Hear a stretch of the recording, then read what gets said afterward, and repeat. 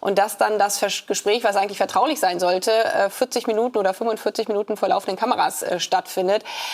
Das hat es so noch nicht gegeben, aber es bedeutet eben auch, dass wir ganz anders und zwar viel stärker für unsere eigenen Interessen und unsere eigenen Werte als Europäer einstehen müssen. Und deswegen war es auch so wichtig, dass unverzüglich danach alle Europäer... Lindsey Graham, Republikaner, knallhart anti-Russland, hat nur einen Stand with Ukraine-Akt durchgebracht im Parlament, wo er immer auf Seite der Ukraine war und der am Ende sagte, ja, es war richtig, dass Trump ihn korrigiert hat.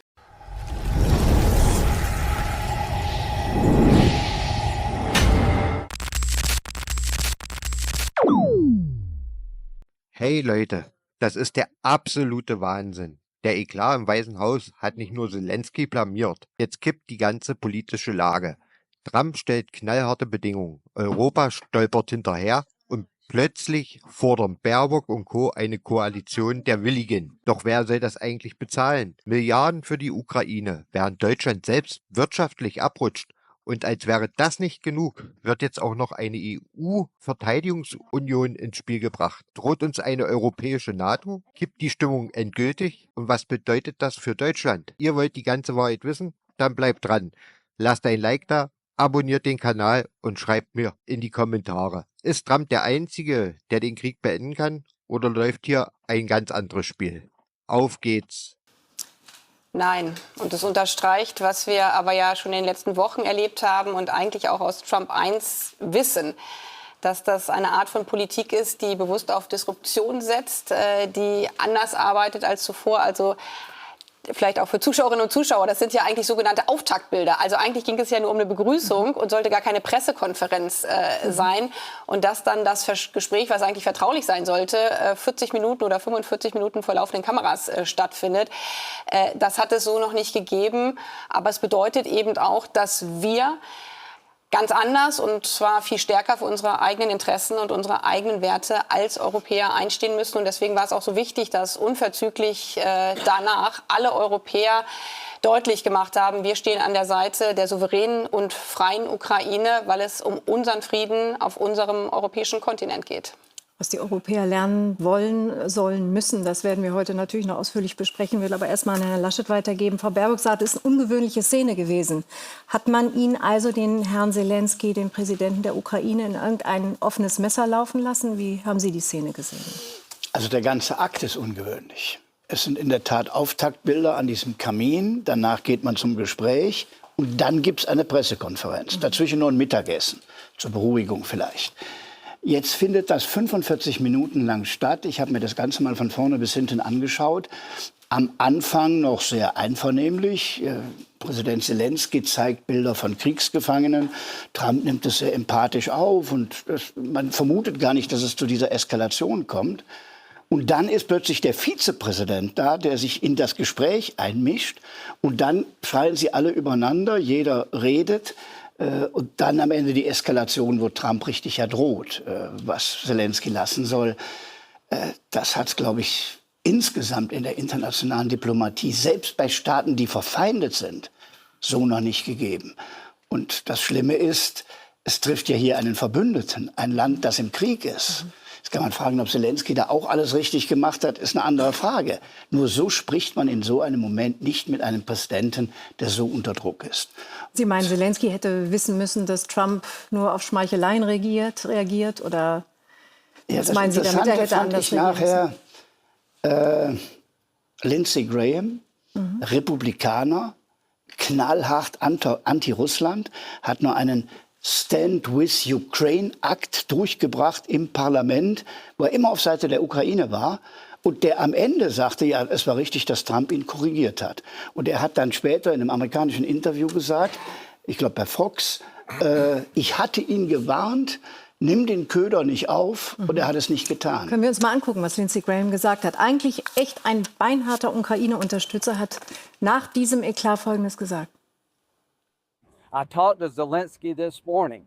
Don't take the bait. What I saw in the Oval Office was disrespectful And I don't know if we can ever do business with Zelensky again. He either needs to resign and send somebody over that we can do business with, or he needs to change. Sie haben gerade gesagt, es war eine enorme Brutalität. Die ging ja vor allem von dem Vizepräsidenten J.D. Vance aus. Ich glaube, die baute sich im Laufe des Gesprächs auf. Ich habe genau wie Herr Laschet mir das ganze Ding auch mal angeguckt.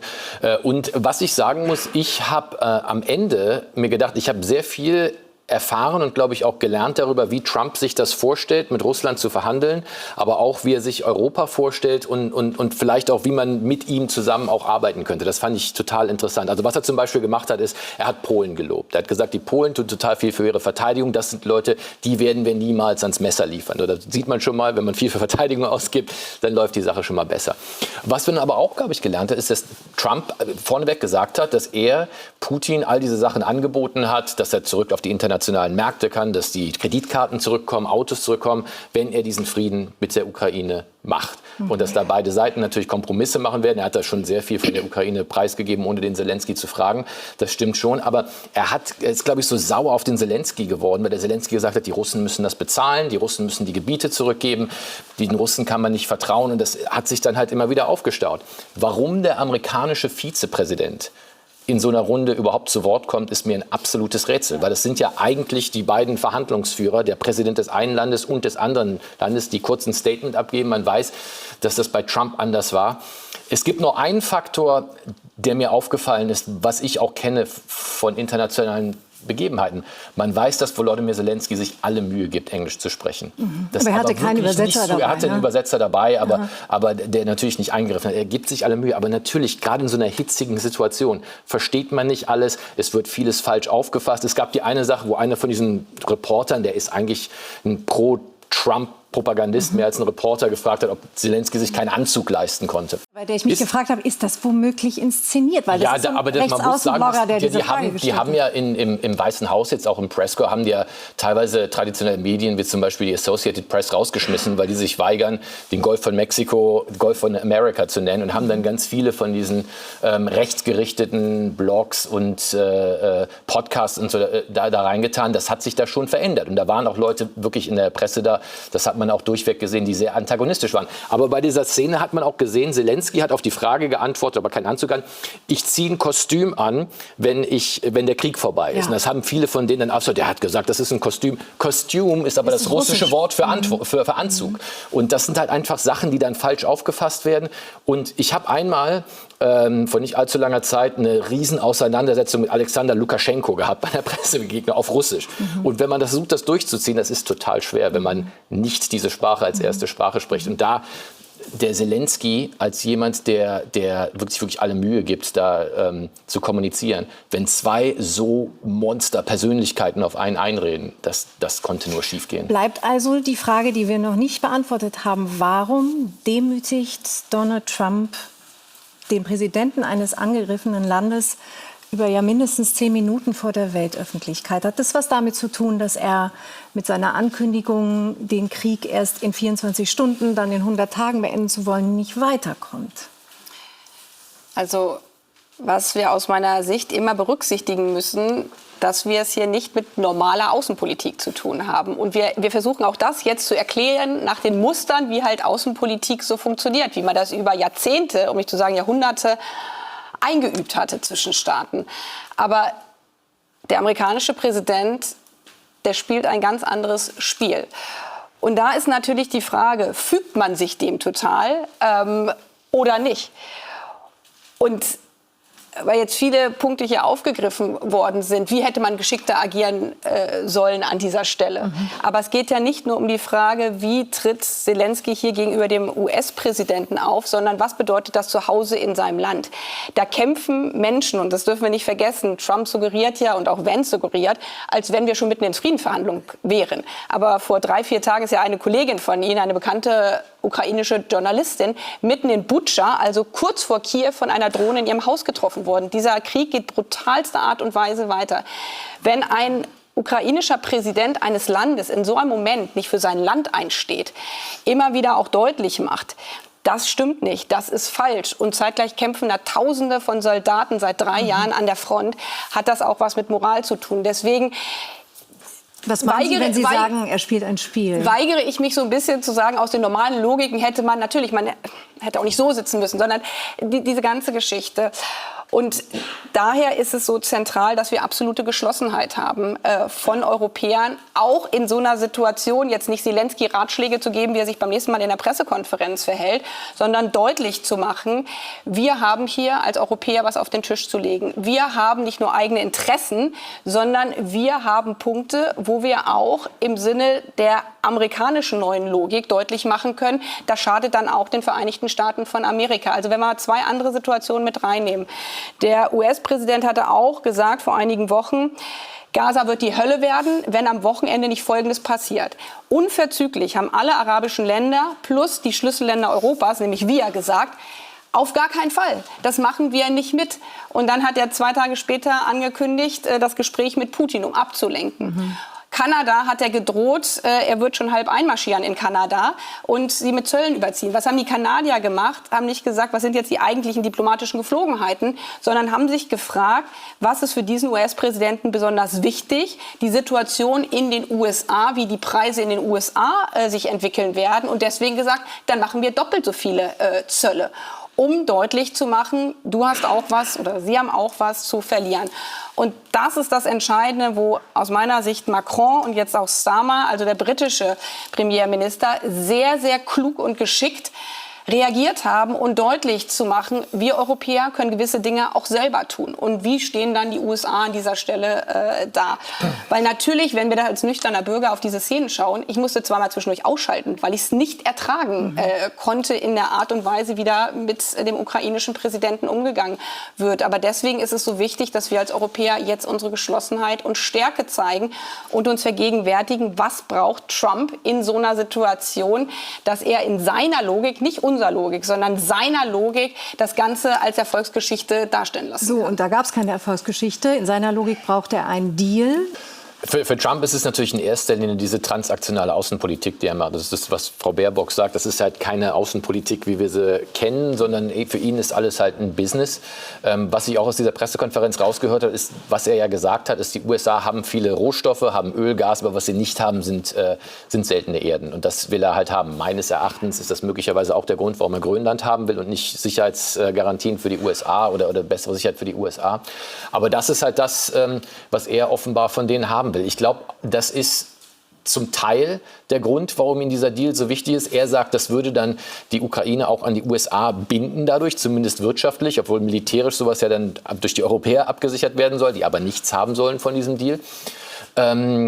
Aber andererseits ist es natürlich so, dass er auch verkaufen muss, dass er hart in der Außenpolitik ist. Dass er sagt, wenn wir euch helfen, dann bekommen wir auch was dafür. Weil diese seltenen Erden, von denen wir reden, da ist ja ein größter Teil überhaupt gar nicht erschlossen und unklar, ob es überhaupt wirtschaftlich ist, an diese Sachen ranzugeraten. Also das ist ja, wenn man sich den letzten Entwurf von diesem Deal anguckt, eigentlich eher so ein Memorandum of Understanding, wo man sagt, ja, wir wollen das in Zukunft zusammen ausbeuten, aber so richtig viel ist da eigentlich nicht dahinter. Für Zelensky war ja wichtig, dass er im Gegenzug dafür Sicherheitsgarantien bekommt. Die hat ihm aber Donald Trump bis jetzt verwehrt. Also wir wissen nicht, was die letzte Version dieses Vertrags gewesen wäre.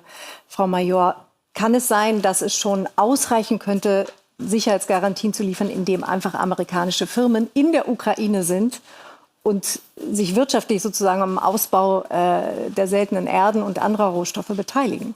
Das ist ja das amerikanische Argument. Die sagen, sobald es da amerikanische Arbeiter gibt, ist de facto die Ukraine safe. Und das ist der fundamentale Unterschied zwischen der ukrainischen Position und der amerikanischen Position. Die Ukraine sagt, wir haben in der Geschichte gelernt, dass Russland immer wieder angreift, solange es diese Ziele hat, solange Russland eine unabhängige Ukraine in Frage stellt, die Armee aufbaut, sie ausrüstet, die Kriegsproduktion umstellt, solange ist Russland eine Bedrohung für eine unabhängige Ukraine. Und deswegen brauchen sie Sicherheitsgarantien, die sie wirklich verlässlich gegen einen erneuten russischen Angriff schützen. Und Amerika sagt, nee, die Arbeiter reichen. Aber das heißt, dass wir halt nicht nur einen kleinen Unterschied haben, sondern es gibt einen fundamentalen Interessensunterschied. Die USA möchten einen Deal, sie möchten ein schnelles Ende, sie möchten militärisch aus Europa raus, sie möchten, dass da Ruhe ist. Und Zelensky möchte eine Überlebensgarantie, er möchte eine Lebensversicherung. Das heißt, das hätte wahrscheinlich gar nicht gut gehen können in diesem Gespräch, weil die Interessen völlig anders sind.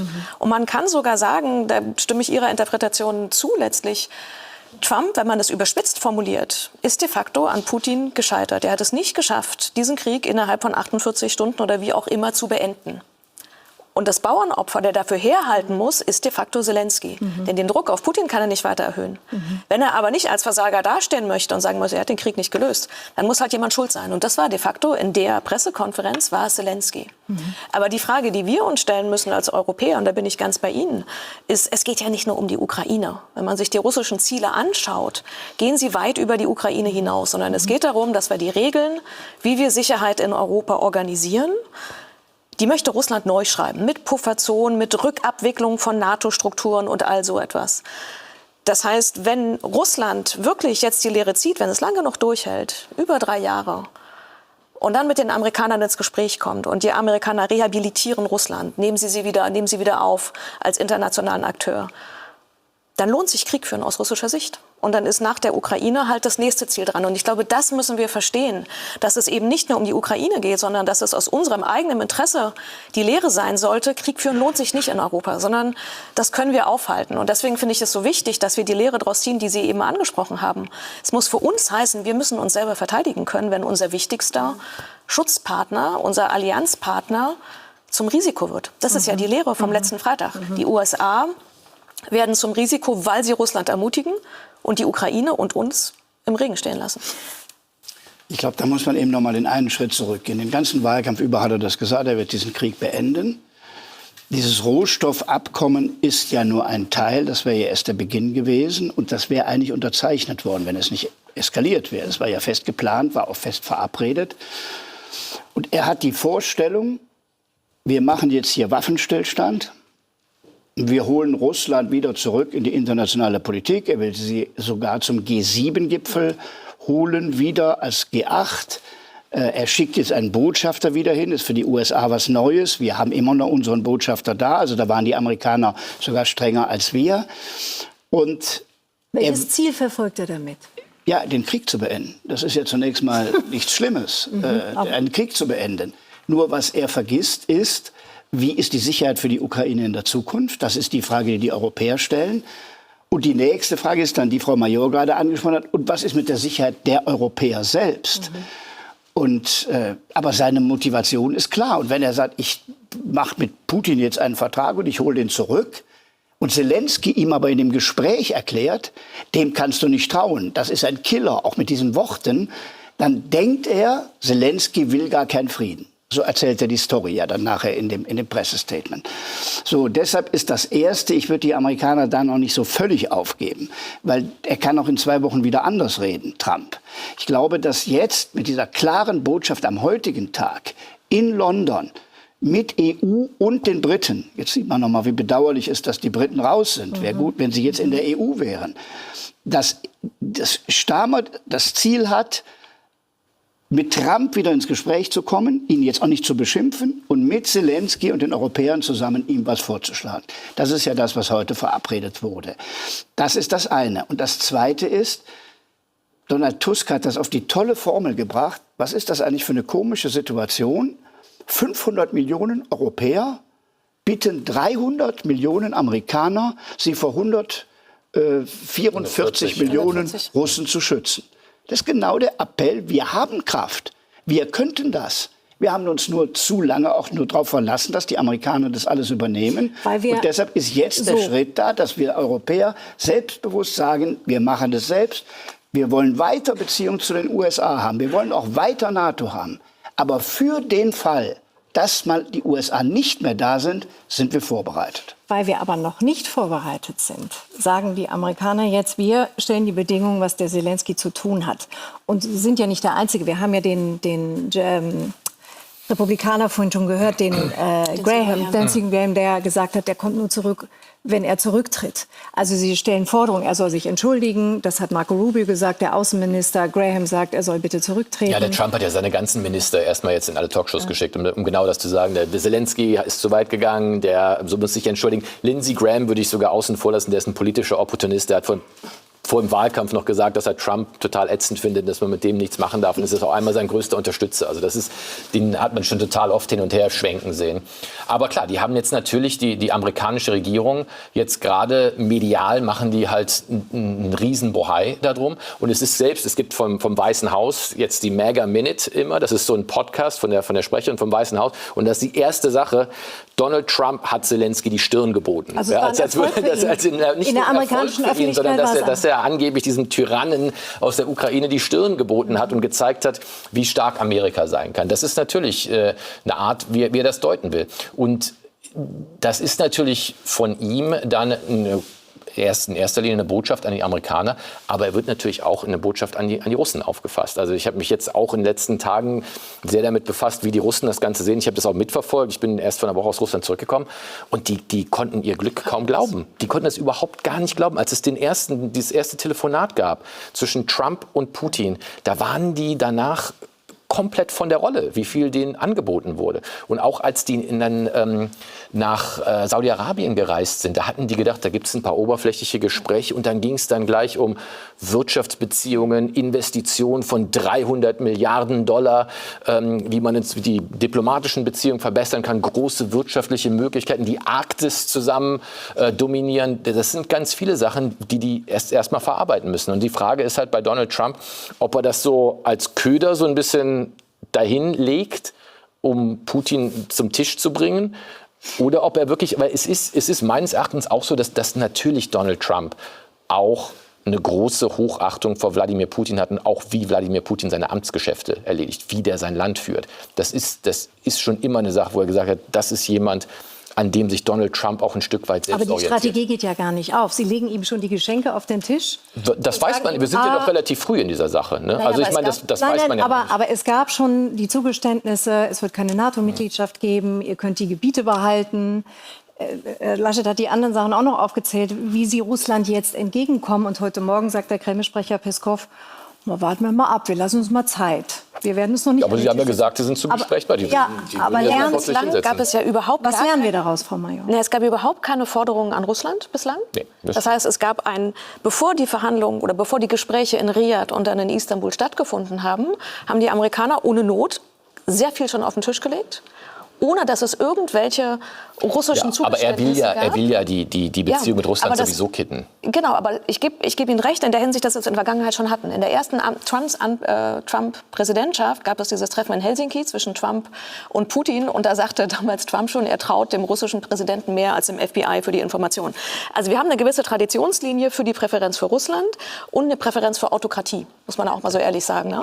Also was wir auch in den USA gerade beobachten mit dem Presskorps und so, das geht ja in die Richtung autokratischer Strukturen. Ne? Was ich daran interessant finde, ist das Motiv dahinter. Das ist das Verständnis, wie internationale Beziehungen funktionieren. Nämlich die Großmächte Russland und die USA setzen sich an einen Tisch und die klären die wichtigen Fragen. Und die Staaten darunter, ob es die Ukraine ist oder Europa, die spielen keine Rolle. Und die müssen mit den Ergebnissen dann umgehen. Und das finde ich daran viel beunruhigender, weil wir nämlich Verhandlungsmasse sind. Nicht nur die Ukraine, auch wir Europäer sind Verhandlungsmasse. Das ist der Weg zurück ins 19. Jahrhundert, wenn man so weit will. Und Historiker haben uns auch vorhergesagt, dass wir einen Wettkampf Autokratien versus Demokratien erleben werden. Ist Donald Trump schon auf der falschen Seite? Oder auf der anderen? Ich habe ja eben gesagt, ich würde alles tun, ihn auf der richtigen Seite zu halten. Ich glaube, wenn das jetzt nicht so läuft mit Russland, wie er sich das denkt, ist er auch in der Lage, das wieder alles zu stoppen. Also wenn es wirklich ein Köder war, kann er den auch wieder wegnehmen. Hat ihn ja schon mit massiven Sanktionen gedroht. Und das natürlich bis 1989 im Ost-West-Konflikt, also deshalb ist das nicht 19. Jahrhundert, da waren es immer nur die USA und die alte Sowjetunion, die in vielen Regionen der Welt agiert haben. Wir haben nur nach 1990 gedacht, es beginnt eine neue Welt.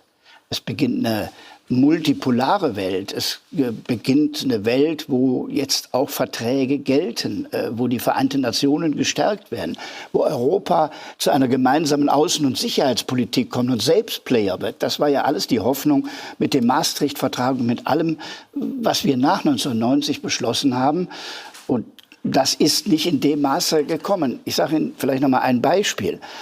Als auf dem Balkan Srebrenica passierte, in den 90er Jahren, Massenvergewaltigungen, ethnische Säuberungen, Milosevic, waren die Europäer nicht in der Lage, das zu stoppen. Und alle haben darauf gewartet, bis Bill Clinton entschieden hat, wir greifen ein. Und dann waren wir mit dabei. Und danach haben wir gesagt, daraus müssen wir lernen. Und dann gab es den Gipfel in Köln 1999, europäische Sicherheits- und Verteidigungspolitik. Das ist 25 Jahre her. Und es ist so gut wie, es ist etwas passiert, aber nicht das, was nötig wäre. Denn damals war das Argument, wenn noch einmal sowas passiert und die Amerikaner sagen, das ist euer Kontinent, das müsst ihr selbst machen, wären wir gar nicht in der Lage.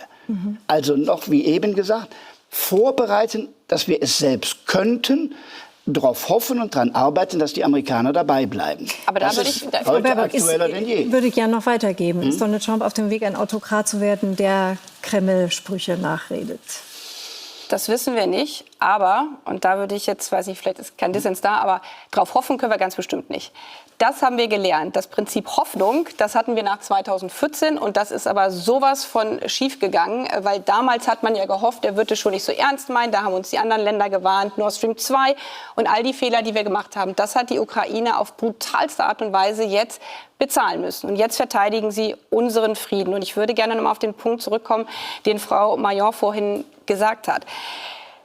Wir stehen wirklich an einer Wegscheide. Wir stehen an einer Wegscheide, wie die Welt in Zukunft sortiert wird. Und durch Social Media, durch die ganzen Entwicklungen, die wir technisch in der Vergangenheit haben, ist alles einfach dreifach schneller als noch vor 20 Jahren. Das heißt, wir können uns den Luxus jetzt nicht leisten, zu sagen, gucken wir mal, was passiert, sondern sonst schaffen andere Fakten. Und wir erleben doch gerade, dass wir, ich habe gestern gesagt, in einer Welt der Ruchlosigkeit leben. Autokratien versus liberale Demokratien. Das haben wir vor 5 Jahren gesagt. Das ist jetzt an uns vorbeigegangen, dieses Thema.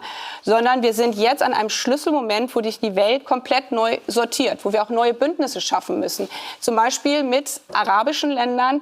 Das sind ja keine Demokratien, wie wir es sind am Golf, die Staaten, sondern die Frage wird sich sortieren, die Länder, die nur noch auf Ruchlosigkeit setzen und alles, was Trump, was der US-Präsident jetzt angekündigt hat, geht genau in diese Richtung, mit Erpressung, mit Deals, die nur dem eigenen Interesse dienen. Innenpolitisch, alles, was dort gerade passiert. Ich meine, sein Nachbarland Kanada, was NATO-Mitglied ist, was an der Grenze ist, die Gesellschaften sind so eng miteinander verbunden, plötzlich die Grenzen in Frage zu stellen. Und auf der anderen Seite den Ländern, und wie gesagt, das sind dann keine westlichen Demokratien alleine, sondern die an die regelbasierte internationale Ordnung glauben. Ist also für Sie kein Partner mehr in dem Sinne? Nein, wir müssen alles dafür tun, dass wir weiter Partner sind. Aber wir können nicht einfach darauf hoffen, hoffentlich bleiben sie Partner. Aber sondern das war jetzt kein Widerspruch. Wir müssen aus der Position der Stärke heraus jeden Tag deutlich machen, wir haben das bessere Angebot. Wir können es auch Deal nennen. Ja, da muss man jetzt in der Diplomatie sehr flexibel sein, wie man die Geschichten nennt. Aber deutlich zu machen, das ist das bessere Angebot. Und im Zweifel werden wir uns selbst verteidigen müssen. Im Zweifel stehen wir für Europa ein. Und das Gute ist, weil ich immer wieder auch versuche, das Gute zu sehen, das haben wir in der Abstimmung in den Vereinten Nationen gesehen. Die Mehrheit der Staaten, weil die eben nicht Mitglied des Sicherheitsrates sind, weil die ja keine Atomwaffen selber haben, auch führende Kräfte am Golf haben keine Atomwaffen, jetzt nehmen wir mal Iran an der Stelle, sondern Saudi-Arabien, VAE, Vereinigte Arabische Emirate. Mit denen müssen wir zusammenarbeiten, weil die auch ein Interesse in dieser Zeit haben, dass nicht Russland, China, die USA die Welt unter sich aufteilen. Und diese neuen Bündnisse müssen jetzt wirken und daran müssen wir arbeiten und zwar jeden Tag dann auch Angebote für solche Regionen zu machen. Wir stehen auch für eure Friedenssicherung dann im Nahen Osten ein. Wir müssen nur sagen, es war kein Gegensatz. Ich habe gesagt, wir müssen hoffen, sie noch so nah wie bei uns zahlen, wie es geht. Aber die eigentliche Zeitenwende hat jetzt stattgefunden. Heißt aber, weil Herr wir Laschet, jetzt machen müssen. ja, weil wir jetzt ein riesen Volumen brauchen, was die neue Bundesregierung möglichst schnell in Gang setzen muss, um selbst in Europa den Beitrag zu leisten. Und vielleicht dann nochmal ergänzend. Keine Zeit mehr zum Reden. Muss Deutschland ein Teil der Willigen sein? Auf jeden Fall. Das ist unser Europa. Deutschland ist das stärkste und größte, auch wirtschaftlich, Land in der Europäischen Union. Und wir erleben jetzt ja gerade, jetzt wird Geschichte geschrieben. Frankreich und Großbritannien, und ich sage, haben hier zum Glück jetzt einen Vorstoß gemacht. Und natürlich muss Deutschland dabei sein, im Übrigen auch Polen. Es geht ja hier um Osteuropa. Auch da dürfen wir die Fehler der Vergangenheit... Wir haben gerade gehört, nicht mehr nur Gerede. Ne? Also wir versprechen nicht nur Unterstützung in finanzieller Form, in humanitärer Form, sondern Keir Starmer sagt, wir werden auch zur Friedenssicherung da reingehen. Und ich glaube, wenn er sagt, da kann uns Frau Major helfen, eine Gruppe der Willigen wird das auch tun müssen. Ja. Also die Idee, die auch schon vorher in den Treffen in Paris und vorher schon diskutiert wurde, war, eine Koalition der Willigen zu haben von den großen europäischen Staaten. Ich hätte mir gewünscht, dass es jetzt nicht nur Macron und Starmer, sondern dass da auch noch ein deutsches Staatschef dabei wäre. In einer die haben gerade anderes zu tun, das weiß ich, aber das wäre ja wünschenswert gewesen. Und dann, wenn es wirklich eine europäische Aufgabe ist, dann sollten alle Europäer mitmachen. Die Herausforderung ist, dass wenn man wirklich eine Truppe zur Absicherung eines Waffenstillstandes in die Ukraine entsenden möchte, dann braucht es nicht nur Truppen als Masse an sich, sondern es braucht bestimmte Fähigkeiten wie Aufklärung, wie Zielerfassung, also die Augen und Ohren von einer Truppe, wie Flug- und Raketenabwehr. Und das haben die Europäer nicht ausreichend oder teilweise gar nicht. Was könnten die Europäer dazu leisten? Ja, das haben ja Macron und Starmer heute gesagt. Das heißt, ich glaube, die Zahl war 40.000, ich habe jetzt die Zahl nicht mehr im Kopf, an Truppen. Dann mit diesem amerikanischen Backstop, also der Unterstützung durch die USA. Aber die Frage ist, dass wir uns ganz klar machen müssen, es heißt im Endeffekt, für die Ukraine und gegen Russland zu kämpfen. Also wir verlegen de facto die Grenze, wo Russland abgeschreckt wird, von der Ostflanke der NATO in die Ukraine. Das müssen wir uns ganz klar machen. Ich halte das für richtig, weil es nochmal nicht nur um die Ukraine geht, sondern letztlich um unsere Sicherheit. Und wenn wir einen schlecht abgesicherten Waffenstillstand haben, dann laden wir mit der Schwäche de facto Russland für den nächsten Krieg ein. Und das ist etwas, was wir uns ganz klar machen. Es geht nicht um Panik, es geht nur um Analyse. Durch die Entscheidung der letzten Wochen, durch die Amerikaner, die sich immer mehr zurückziehen, ein Russland, das lernt, dass es mit Krieg führen durchkommt, ist das Risiko für einen weiteren Krieg in Europa gestiegen, weil Russland diese Lektion lernt und weil wir militärisch schwächer sind. Und deswegen ist diese Absicherung eines Waffenstillstandes so extrem wichtig. Die russischen Intentionen haben sich nicht verändert. Russland, das haben Sie gerade gesagt, möchte immer noch die Ukraine übernehmen. Die russischen militärischen Fähigkeiten sind die gleichen geblieben. Das heißt, das Risiko ist immer noch da. Und deswegen muss so eine Truppe glaubwürdig sein. Und das ist die zentrale Herausforderung. Sie muss glaubwürdig sein, damit Russland nicht glaubt, es hat die nächste Chance, Europa zu überrennen. Aber wir sind, also vielleicht dann noch mal ganz kurz, ich meine, das ist jetzt hochkomplex, dieses ganze Bild. Zum einen war das ja genau das Thema, wo wir im Dezember, da gab es ein NATO-Treffen, da hatte ich auch Elemente des Friedens mit erwähnt. Da haben Sie angedeutet, dass Sie eventuell auch deutsche Soldaten in so einer Friedenstruppe sehen. Dass wir als Europäer uns die Frage stellen müssen, was passiert, wenn die Amerikaner in eine andere Situation kommen. Ich möchte deswegen nur bei Frau Major vielleicht noch mal einen Schritt zurückgehen. Nicht, weil wir über all das nicht reden müssen, und das haben wir damals ja schon getan, sondern, und da ist jetzt der Moment, wo man alles dafür tun muss, dass die Amerikaner bei uns bleiben, und die sind ja nach wie vor NATO-Mitglied, deutlich zu machen, das wird auch Konsequenzen für die Vereinigten Staaten haben. Und da glaube ich schon, gibt es ein Fenster, vielleicht ist es da der Punkt, wo wir wieder zusammenkommen. Weil natürlich muss sich auch ein US-Präsident der USA fragen, er hat ja noch ein paar andere Interessen auf der Welt, im Indopazifik. Welches Land auf dieser Welt möchte Geschäfte in Zukunft mit den USA machen, wenn sie die Sorge haben müssen, am nächsten Tag komplett vorgeführt zu werden oder dass man sich auf gar nichts mehr verlassen kann? Und diese Botschaft deutlich zu machen, wo steht Amerika in den nächsten Jahren? Und dann ist deren Logik ja immer wirtschaftlich, aber sie haben ja auch maximale Interessen wirtschaftlich. Der zweite Punkt, den ich wichtig finde, damit wir jetzt nicht über den 5. Schritt reden vor dem ersten, weil Starmer und Macron haben auch deutlich gemacht, es kam gerade als Eilmeldung vor 10 Minuten hier rein, mit Blick auf Waffenruhe. Und sie haben deutlich gemacht, keine Angriffe auf die kritische Infrastruktur, auf See und aus der Luft. Und all das macht ja Russland. Also die Ukraine greift ja nicht Häfen in Russland an. Die Ukraine greift auch keine kritische Infrastruktur an.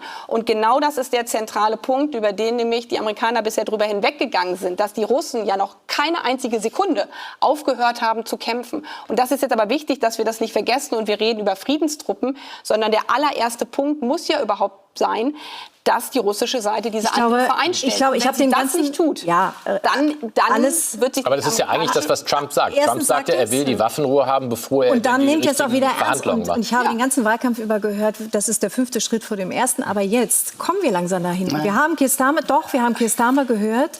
Das ist, glaube ich, das absolut real. Ich glaube, wenn es einen Waffenstillstand gibt, dann wird es auch diese Friedenstruppe geben. Den Waffenstillstand muss es. Aber das ist ja das, womit Trump anfangen will. Das Das ist ja, er will ja Putin an den Tisch locken, er wollte, dass Zelensky dieses Dokument unterschreibt, um dann als ersten Schritt eine Waffenruhe zu machen und dann auszuhandeln, wie wird diese Waffenruhe ausgestaltet. Das hat heute nochmal Mike Waltz, der nationale Sicherheitsberater, gesagt in einem Interview, dass im Endeffekt er meint, dass Konzessionen so aussehen, dass die Ukraine, wie die Amerikaner sagen, Territorien abgeben werden muss und die Russen dafür sich damit anfreunden müssen, dass es Sicherheitsgarantien für die Ukraine gibt, vorrangig von den Europäern, und dass man dann verhandelt, inwieweit die Amerikaner dann auch dabei sind. Das mag der 4. oder 5. Schritt sein, aber das ist eine reale Sache. Also es ist so, dass wenn es dazu kommt, dass dann wahrscheinlich dort europäische Truppen stehen. Und die Sache ist ja die Amerikaner sagen ja bisher, das ist auch kein NATO-Mandat. Das hat ja der Hegseth auch gesagt. Das sind dann die Europäer für sich Deswegen Koalition der Willigen. Was man aber sagen muss, also ich finde es schon bemerkenswert, was Sie gesagt haben, wie die Europäer reagieren. Das ist schon, eine Sache haben wir ja auch aus der Geschichte gelernt, dass wenn es jemand, der relativ rüpelhaft ist, im Weißen Haus gibt, dass es nichts Besseres gibt, um die Europäer zusammenzuschweißen. Das war ja schon bei George W. Bush so und das ist jetzt auch so. Das ist also auch Keir Starmer, der das Ganze jetzt anführt, als ein Land, das Brexit durchgemacht hat, eigentlich oft sagt, sie wollen nicht mehr ein Teil von Europa sein, zusammen mit den Franzosen. Dass Meloni dann auch dabei ist bei dieser ganzen Sache, die ja auch eine große Freundin eigentlich von Donald Trump ist und Unterstützerin von ihm. Aber die kommen jetzt ja alle als Europäer zusammen und da wird dann Aber wenn die Deutschen auch ein Teil der Koalition der Willigen sein wollen, dann müssten sie doch jetzt auch mal ein bisschen klarer sagen, einen Schritt zurück. Also der eine Punkt ist, wollen wir uns wirklich eine Situation vorstellen, wo Frankreich, Großbritannien, Polen, die baltischen Staaten, die nordischen Staaten, die Italiener, alle sagen, das ist die Stunde Europas, wir springen ein. Und dann sagen wir, nee, wir machen aber nicht mit. Nein, das kann ich mir nicht vorstellen. Auch nicht, weil Friedrich Merz ja gesagt hat in seiner Körperrede, wir wollen eine führende Mittelmacht sein. Aber ein anderer Punkt, wir verhandeln jetzt auch gerade wieder über die Ukraine hinweg. Ich kann mir momentan noch nicht vorstellen, dass ein Deal, wie er sich gerade bei Trump abzeichnet, dass den Zelensky akzeptieren wird. Und deswegen ist es so wichtig, dass wir Europäer einen Vorschlag machen. Genau, wir brauchen dürfen einen uns nicht an Trumps Vorschlag abarbeiten und deswegen vorhin mein Vergleich zum Nahen Osten, sondern da wurde gesagt, das ist unsere Region und deswegen müssen wir, und deswegen ist es so wichtig, dass jetzt dieser Vorschlag von Europa gekommen ist. Wir müssen als Europäer sagen, das sind die Parameter, über die wir jetzt reden. Und da muss natürlich Deutschland dabei sein. Ich meine, wenn wir nicht dabei sind, dann werden wir in Europa keinen gemeinsamen Frieden schaffen können. Aber das ist jetzt unser Moment. Was muss ein künftiger Kanzler da? Ich würde es trotzdem noch mal weil wir über viele Dinge jetzt auch quer reden. Das, was heute passiert ist, ist der Versuch, eine starke europäische Antwort zu geben und damit die Amerikaner auch wieder reinzuholen. Das ganze Ziel ist ja, mit Trump wieder in einen Dialog zu kommen, nachdem das jetzt am Freitag gebrochen ist. Dazu gibt es konkrete Angebote. Dazu muss erst der Waffenstillstand da sein. Deshalb ist es viel zu früh jetzt über Friedensdruck. Wir sind jetzt an dem Punkt, was ist denn die europäische Perspektive? Und die Frage kann natürlich auch sein, warum kommt die erst jetzt?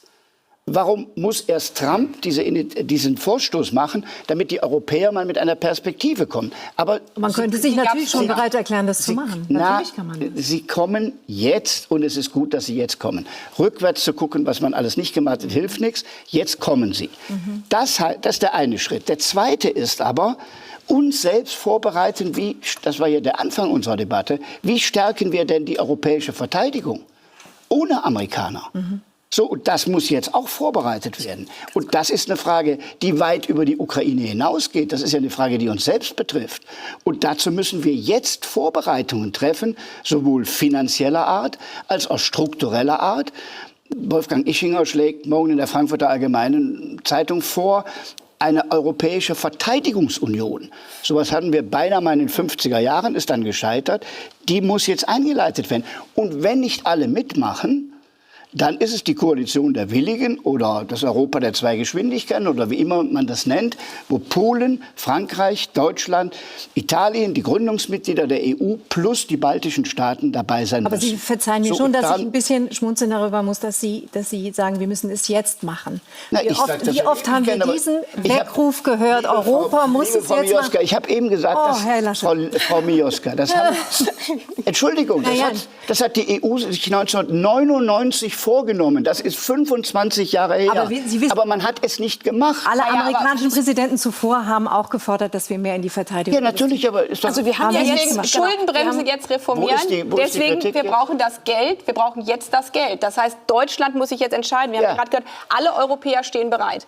Und jetzt muss die neue deutsche Bundesregierung mit der alten deutschen Bundesregierung zusammen die 3 Milliarden, die wir die ganze Zeit blockiert haben, die müssen jetzt von Deutschland kommen an die Ukraine. Zweiter Wer hat Punkt die blockiert? Ist, Der Bundestag will. Das muss der amtierende Bundeskanzler muss es jetzt Der freigeben. muss die Vorlage schicken, ist das Geld da. Der zweite Punkt für Ihre Union, Verteidigungsunion auf europäischer Ebene, müssen wir auf europäischer Ebene die Maastricht-Kriterien lockern. Das hat von der Leyen vorgeschlagen. Ja. Und wir brauchen dafür in Deutschland eine Reform der Schuldenbremse, dass wir unseren Beitrag Ja. leisten. Wenn sich jetzt der Stimmt. neue Kanzler dazu positionieren würde, dann wären alle anderen Europäer jetzt dankbar, damit wir diesen Stimmt. Schritt gehen können. Sie haben noch Dann nichts müssen bekommen wir- vom neuen Kanzler, dann wie das müssen wir- weitergehen soll?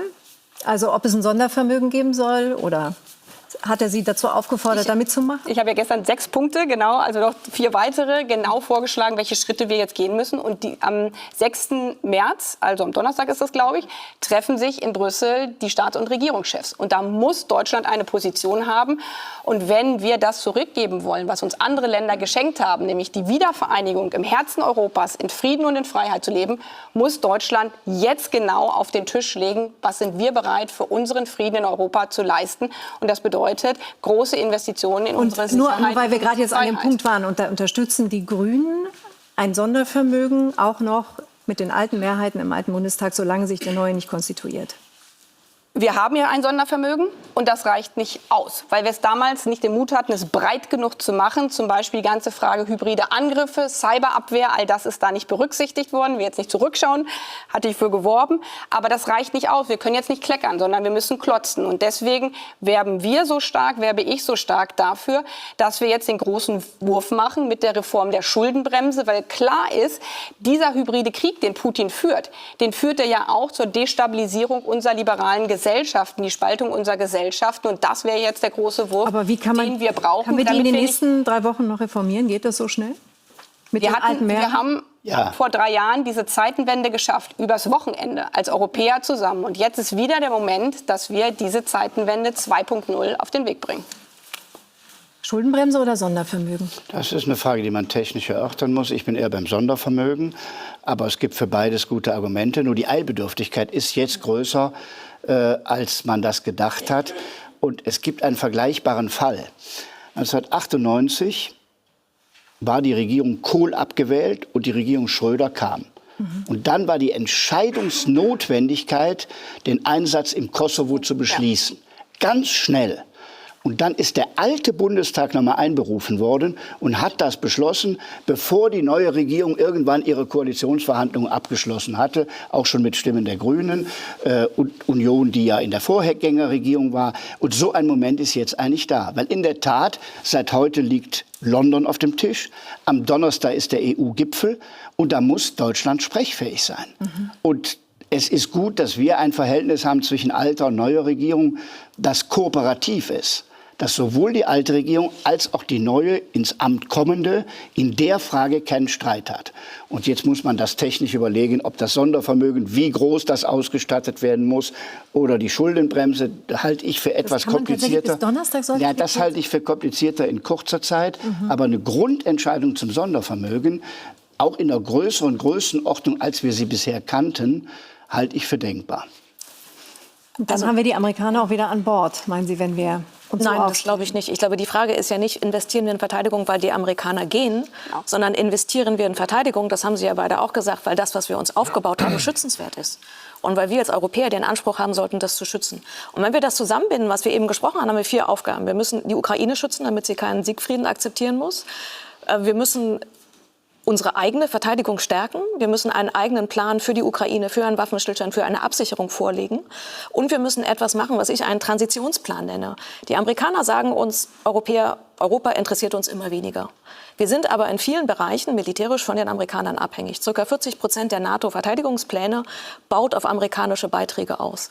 Das heißt, wir müssen mit den Amerikanern uns die Karten legen und müssen sagen, so stellen wir uns eine langsame Erwachsenwerden vor, ein langsames Entkoppeln. Und wir müssen mit den Amerikanern das absprechen. Ein Punkt noch. Ich finde die Vergleiche Kosovo, das stimmt für die Entscheidung, aber ich glaube, die Größe der Aufgabe, vor der wir stehen, ist für mich eher Wiedervereinigung oder Westbindung 49. Bei der Wiedervereinigung hat keiner gefragt, wie teuer das ist, weil es irgendwie klar war, die Aufgabe liegt auf dem Tisch und das macht man. Und wenn jetzt die Aufgabe ist, ein freies, souveränes, wohlhabendes Europa zu schützen, dann sollten wir auch nicht sagen, das ist uns jetzt gerade ein bisschen zu teuer und zu anstrengend. Also ich glaube, das Leitmotiv, was wir für die nächsten Jahre haben müssen, was ist uns die Freiheit wert? Ja. Und wie viel ist uns die Verankerung im Westen in einem demokratischen, freien System wert? Dann kommt die Umsetzung, da bin ich vollkommen bei Ihnen. Das kriegen wir hin, wenn wir das wollen. Ob es jetzt Corona oder Kosovo oder was anderes war. Ne? Aber ich glaube, die Größe der Aufgabe muss uns zumindest in Deutschland, in Osteuropa, Nordeuropa ist es ziemlich klar, ne? Aber dass es bei uns noch klarer werden muss, dass wir wirklich einen Krieg vor unserer Haustür haben und dass wir die Aufgabe haben, uns in der Gesamtverteidigung militärisch und hybrid und auch industriell anders aufzurichten. Und das geht nicht mit Taschengeld. Werden die Amerikaner sich darauf einlassen und sagen, wir beschützen euch noch ein wenig, wir helfen euch noch, weil im Moment wissen wir, dass die Ukraine ist, was würden Sie sagen? Ich glaube, sobald die Amerikaner Signale von uns bekommen, dass Europa bereit ist, dann einen wesentlich größeren Beitrag zur eigenen Verteidigung, sondern dass dann auch sich da der Wind ein Stück weit drehen wird. Also was man ja von Donald Trump gehört hat, ist, dass zum Beispiel Polen, die ja 4%, glaube ich, mittlerweile für Verteidigung ausgeben, dass er sagt, das ist das, was er sich vorstellt und das ist auch ein Land, das dann halt eben auch von den Amerikanern mit beschützt wird. Ich glaube schon, dass das dann auf jeden Fall auch so zumindest besseren Willen bringen wird, auch unter den Amerikanern. Und gleichzeitig ist es dann natürlich so, dass die Europäer dann auch mittelfristig zumindest auch eher auf eigenen Beinen stehen können. Weil es ist dann natürlich so, dass man dann nicht die Amerikaner jedes Mal fragen muss, wenn irgendwas ist oder auch seine eigene Sicherheitspolitik gegenüber Russland haben kann, ohne die Amerikaner unbedingt ein Boot haben zu müssen, wenn sie gerade mal wieder eine Regierung haben, die was anderes will, als die Europäer haben wollen. Also es ist eine Sache, die natürlich total wichtig auf jeder Ebene ist. Und dann gleichzeitig ist es natürlich so, dass man versuchen muss, dass es dann wirklich auch in der Ukraine ruhig bleibt.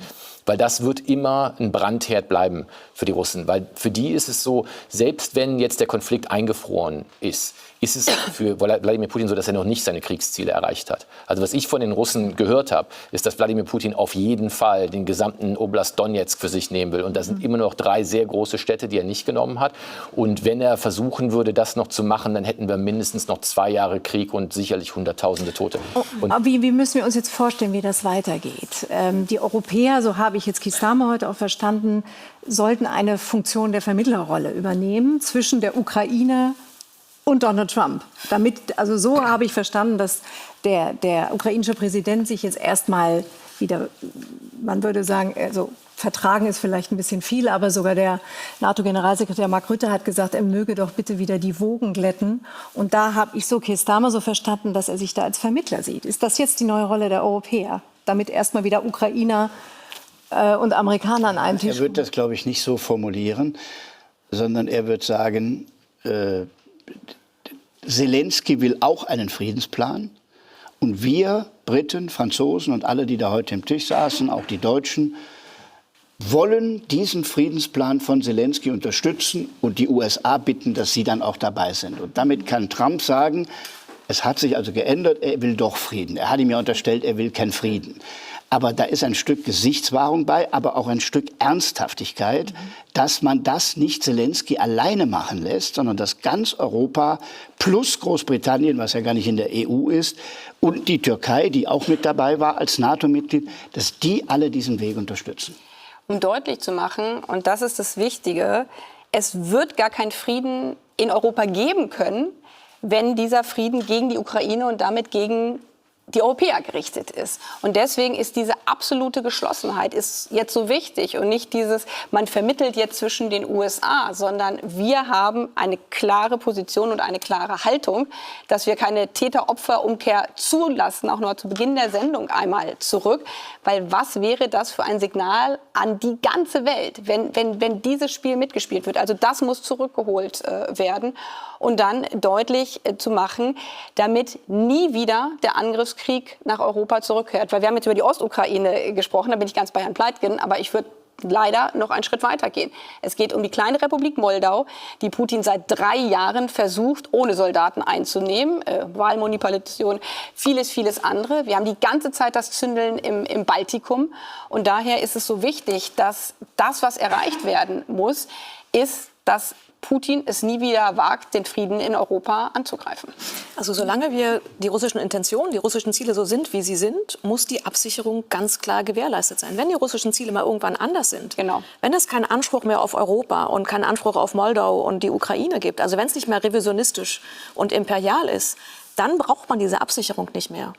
Aber solange sich bei den russischen Positionen, das hatten Sie ja eben auch gesagt, nichts verändert hat, ist ja die Bedrohung immer noch da. Das ist, glaube ich, die große Herausforderung für uns. Wir reden hier nicht von 3 oder 4 Jahren Absicherung von Waffenstillstand, sondern das muss wahrscheinlich so lange laufen, bis sich die russischen Positionen verändert haben. Und das ist halt auch eine harte Schlussfolgerung. Mhm. Und vielleicht auch aus der deutschen Geschichte gelernt, weil wir vorhin deutsche Einheit hatten. Und wie gesagt, nach wie vor müssen wir deutlich machen, wie das Gute am Ende erfolgreich sein kann. Ich meine, nach 45 dank der Alliierten und dass wir heute, mehr als 80 Jahre später, in Frieden und in Freiheit leben. Wir haben nach wie vor amerikanische Truppen in Europa stationiert, zu einer jahrzehntelangen Absicherung des Friedens, zu einer jahrzehntelangen Absicherung dessen, dass damals von Nazi-Deutschland nie wieder Gewalt ausgeht, zur Absicherung nach der Wiedervereinigung, wo ja Osteuropäer auch gesagt haben, was bedeutet das für unsere Sicherheit, dieses Vertrauen zu schaffen. Und deswegen ist die Langfristigkeit so entscheidend, dass wir als Europäer wirklich, und deswegen ist die finanzielle Frage auch so wichtig, über Jahrzehnte deutlich machen, wir investieren auf Jahrzehnte in diesem Frieden auf diesem Kontinent, damit gar keiner erst wagen kann zu sagen, vielleicht in 10 Jahren, vielleicht können wir da unser Aggressionsversuch noch einmal starten. Und das Neue ist, dass jetzt alle einig sind, dass es die Europäische Union plus Großbritannien sein muss. Das war nicht immer so. Die Polen haben, als sie EU-Mitglied wurden, gesagt, okay, nehmen wir mit. Eigentlich vertrauen wir den Amerikanern und der NATO. So kenne ich aus vielen Debatten die polnische Haltung. Jetzt gibt's ja auch noch der polnische Präsident war knapp vor Zelensky in Washington. Ja. Der hat 1 Stunde gewartet für ein 10-Minuten-Gespräch. Und ich glaube, auch in Polen mit Donald Tusk ohnehin ist jetzt jedem klar, das muss in den europäischen Strukturen selbst geleistet werden. Selbst Polen, trotz alles Lob des Präsidenten, kriegt einen Termin für den Staatspräsidenten von 10 Minuten. Und alleine auf die USA bauen heute die Polen auch nicht mehr. So, nee, aber die Polen müssen auch noch in eine Lage kommen, wo sie auch uns vertrauen können. Also ich glaube von Anfang an, es ist auch viel Vertrauen jetzt am Anfang vom Ukraine-Krieg auch weggegangen, als es darum ging, diesen Panzertausch, wo sie dann ein neues Modell von Leopard 2 haben wollten, aber auch am Anfang, wo Deutschland sich dann nicht so richtig engagiert hat mit den 5000 Helmen. Also die Polen, die sind sich natürlich nicht sicher, dass im Ernstfall Deutschland wirklich hinter denen steht. Das ist ja auch daran deutlich, dass die Polen ihre gesamte Aufrüstung oder einen Großteil davon nicht von deutschen Firmen oder europäischen Firmen kaufen, sondern aus Südkorea. Weil die einfach nicht, das geht schneller, aber es ist auch so, dass sie das dann selbst produzieren können und dass die einfach nicht darauf vertrauen, dass sie das Zeug, was sie brauchen, so schnell wie möglich bekommen. Aber so sehr wir uns in Europa... Ich glaube, das müssen wir halt europäisch jetzt auch machen. Wir kaufen das muss halt dann 70% wirklich klar sein, dass man auch hinter denen steht. Ja, aber man muss auch... Ich würde gerne ihre Hoffnung teilen, würde aber ganz gerne einmal zum Schluss die Einschätzung haben, so sehr sich die Europäer jetzt auch anstrengen mögen, so schnell wird es nicht gehen. Die Ukraine braucht noch eine Weile die militärische Unterstützung der Amerikaner. Wie schnell wird die versiegen? Das wissen wir nicht. Momentan reicht die, so wie sie jetzt geplant ist, reicht es etwa bis zur Mitte des Jahres. Aber Sie haben ja am Anfang gesagt, die amerikanische Politik ist extrem disruptiv. Wir wissen es nicht. Wir wissen nicht, ob er das jetzt fortsetzt, ob er es abbricht oder nicht. Ich glaube, die Lehre für uns ist immer wieder die gleiche. Wir müssen schneller hochfahren. In den letzten Jahren hat die ukrainische Rüstungsindustrie deutlich mehr produziert, ist deutlich aufgewachsen. Die Europäer haben nach dem Schock des letzten Jahres mit den Munitionslücken auch mehr produziert. Und das ist der Weg, wie es vorangehen muss. Engere Kooperation mit der ukrainischen Industrie, Aufwachs der heimischen und die USA, wo es geht, dabei behalten, aber ein deutlich stärkerer Fokus auf das, was wir machen können. In vielen Bereichen können es die Europäer, gerade Munition. Es gibt Bereiche, wo es wirklich schwierig ist. Das Flug- und Raketenabwehr, das ist die Aufklärung, die wir schon angesprochen haben. Das ist Ersatzteile. Das sind aber auch Finanzen. Durch diese Einschnitte bei den USAID-Programmen beispielsweise sind ganz viele zivilgesellschaftliche Programme zu Rechtsschutz, zu Demokratieprozessen einfach mal haben die keine Unterstützung mehr in der Ukraine. Und deswegen müssen wir die Unterstützung immer breit denken. Wir müssen sie politisch denken, wir müssen sie finanziell denken für den Staatshaushalt, wir müssen sie militärisch denken. Und es ist dieses Paket zusammen, was die Ukraine langfristig unterstützen kann. Wir werden sehen, wie ernst die Europäer das diesmal meinen. Das macht den Eindruck, als ging es gar nicht mehr anders. Und wir werden das natürlich weiter beobachten und danken für den Moment. So Leute, jetzt mal ehrlich, was Baerbock hier von sich gibt, ist einfach nur unterirdisch. Sie plappert mal wieder brav nach, was andere Politiker aus anderen Ländern vorgeben. Aber eine eigene Position, Fehlanzeige. Hier wird so getan, als sei Zelensky das arme Opfer. Aber was ist wirklich passiert? Er wurde gebeten, im Vornherein einen Anzug zu tragen. Hat er nicht gemacht. Er kam zu spät bei einem Treffen dieser Größenordnung. Ein absolutes No-Go. Er hat das Ganze erst eskaliert und dann wundert er sich über die Reaktion. Der Vertrag mit Trump war längst ausgehandelt. Es ging nur noch um die Unterschrift. Aber Zelensky kann es einfach nicht lassen, immer weiter zu fordern, als gäbe es einen Blankoscheck aus Washington. Und was machen unsere Medien? Sie verdrehen die Realität komplett und stellen Trump als den Bösen dar. Leute, was denkt ihr da darüber? Schreibt es in die Kommentare. Lasst ein Like da, abonniert den Kanal und teilt das Video, damit die Wahrheit rauskommt. Bis zum nächsten Mal.